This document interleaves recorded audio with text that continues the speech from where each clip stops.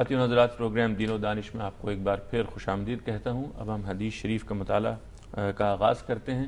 غامدی صاحب، آج یہ ہمارے ٹیم نے منتخب کی ہے شوال کے روزوں کے بارے میں ایک روایت۔ نبی کریم کی وہ کیا روایت ہے، آپ اگر ہمیں بتائیے، اور پھر اس کا ترجمہ اور تشریح مختصراً۔ یہ ابو ایوب انصاری رضی اللہ عنہ کی روایت ہے۔ اس کے الفاظ یہ ہیں کہ ابی ایوب الانصاری رضی اللہ عنہ انہ حدث ان رسول اللہ صلی اللہ علیہ وسلم قال من صام رمضان ثم اتبعہ ستا من شوال کانا کصیام الدہر، کہ رسول اللہ صلی اللہ علیہ وسلم نے فرمایا کہ جس شخص نے رمضان کے پورے روزے رکھے، اس کے بعد اس نے پھر شوال میں مزید 6 روزے رکھ لیے، تو گویا اس نے پورے سال کے روزے رکھ لیے۔ کیونکہ رمضان کے روزوں میں بڑی حد تک آدمی اس مقام پر پہنچ چکا ہوتا ہے کہ اب مزید مشقت اٹھانا اس کے لیے آسان نہیں ہوتا۔ اس کے باوجود اس کے دل میں یہ داعیہ پیدا ہوا کہ میں اپنے رب کی اور عبادت کروں۔ روزہ چونکہ ایک عبادت ہے، اللہ کی اطاعت اور مجسم اطاعت بن کر آدمی روزہ رکھتا ہے، تو اس نے مزید حوصلہ کیا۔ یہ بالکل ایسے ہی ہے جس طرح سے اللہ تعالیٰ نے اصول بیان کیا ہے کہ جو نیکی میں نے فرض کر دی ہے، اس کے بعد من تطوع خیرا فإن اللہ شاکر علیم، کوئی آدمی اپنی طرف سے آگے بڑھ کر نیکی کرتا ہے تو اللہ اس کو قبول بھی کرتا ہے اور یہ جانتا بھی ہے کہ وہ کس جذبے کے ساتھ کی گئی ہے، اور اس کا اجر بھی دیتا ہے۔ جو نیکی نفل کے طور پر کی جاتی ہے، خود آگے بڑھ کے کی جاتی ہے، پھر اس میں یہ بتا دیا گیا ہے کہ اس کے اجر کا انحصار اس پر ہے کہ وہ کن حالات میں کی گئی۔ تو ایک روزے وہ ہیں جو نفل روزے عام حالات میں رکھے جاتے ہیں، ایک یہ ہے کہ رمضان کے پورے عرصے میں ایک مشقت اٹھانے کے بعد پھر آدمی نے 6 روزے مزید رکھ لیے، تو اس کا اجر یہ بیان ہوا ہے کہ گویا اس نے سال بھر کے روزے رکھ لیے۔ تو یہ ایک بڑی فضیلت کی چیز ہے۔ نفل عبادت کی فضیلتیں جتنی بھی ہوتی ہیں وہ سب کی سب بندے کو حاصل کرنے کی جتنی ممکن ہو سکتی ہے کوشش کرنی چاہیے۔ اچھا غامدی صاحب، ان کا طریقہ کیا ہوتا ہے ان روزوں کے رکھنے کا؟ کوئی طریقہ نہیں بتایا گیا، روزہ تو ویسے ہی رکھا جائے گا صبح سے لے کے شام تک، لیکن یہ کہ یہ ضروری نہیں ہے کہ آپ فوراً بعد 6 روزے رکھ لیں تو بہت اچھی بات ہے، آپ پورے شوال میں رکھ لیں، تو جس طرح چاہیں آپ آسانی کے ساتھ رکھ لیں۔ اصل میں تو ایک عبادت ہے، نفل عبادت۔ دیکھیے، دین کا یہ اصول سمجھ لینا چاہیے کہ جو چیزیں اس میں دین کا لازمی حصہ بنائی گئی ہیں ان کی تو تحدید بھی ہوتی ہے، ان کے لیے بہت سے قوانین بھی بیان کیے جاتے ہیں، جیسے ہماری 5 وقت کی نماز ہے۔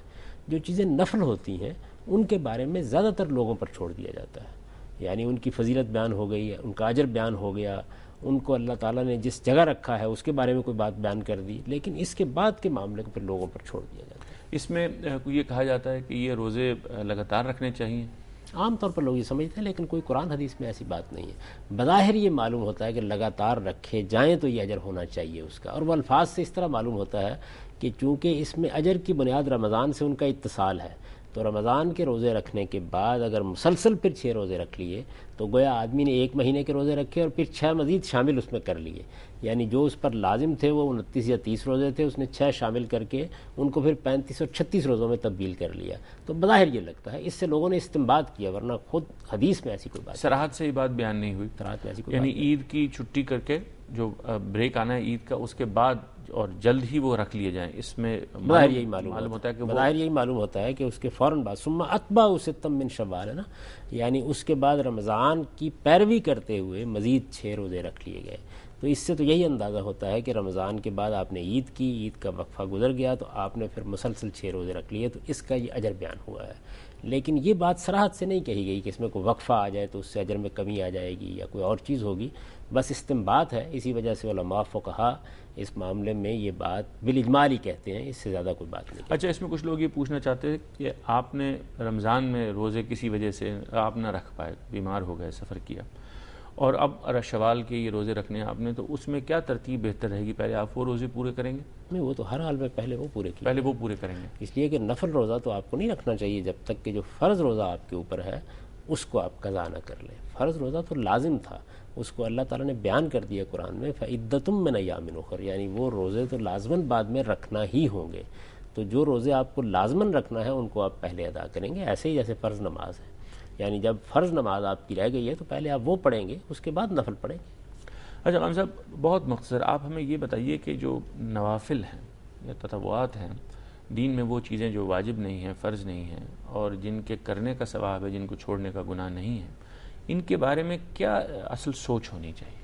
تو یہ بات یہ ہے کہ دین میں صرف عبادات ہی میں یہ چیز نہیں ہے، زندگی کے سارے معاملات میں یہی چیز ہے۔ یعنی آپ کے اوپر جو چیز لازم کی جاتی ہے یا جو چیز حرام کر دی جاتی ہے، جس سے آپ کو روک دیا جاتا ہے، ایک طرف ہوگا نا فرض کرنا، واجب کرنا، اس کے بالکل برعکس صورتحال یہ ہوگی کسی چیز کو حرام کر دینا۔ یہ تو وہ چیزیں ہیں کہ جو مواخذے کا ذریعہ بن جائیں گی۔ یعنی آپ نے فرض نماز نہیں پڑھی تو اللہ پوچھے گا، آپ نے فرض روزے نہیں رکھے تو جواب دہی ہوگی اس کے معاملے میں۔ اسی طرح کسی حرام کا ارتکاب کر لیا تو ظاہر ہے کہ اس پر آپ مسئول ٹھہرائے جائیں گے۔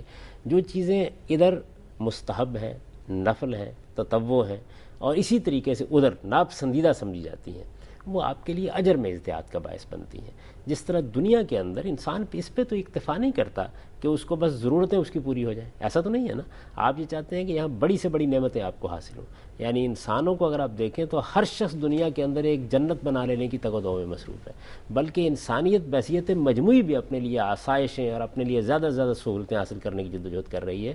تو اللہ تعالیٰ یہ فرماتے ہیں کہ آگے ایک جنت بھی ہے، تو وہ چیز جو جنت میں زیادہ بڑے درجات کا باعث بنتی ہے وہ مستحبات کا اختیار کرنا ہے، نوافل کا اختیار کرنا ہے۔ یہ چیزیں ہیں جو آدمی کے لیے وہاں بلندی درجات کا باعث بنتی ہیں، اور یہ عبادات میں بھی ہیں، یہ معاملات میں بھی ہیں۔ یعنی آپ نے کسی کے ساتھ عدل کیا عام حقوق میں تو یہ آپ نے فرض پورا کر دیا اپنا، لیکن آپ نے اس سے آگے بڑھ کے احسان کیا، آپ نے ایثار کیا، آپ نے اس کے حق سے زیادہ اس کو دے دیا۔ آپ تولنے بیٹھے تو ایک تو چیز یہ ہے کہ آپ نے اس کو کم تول دیا، بڑا جرم کیا۔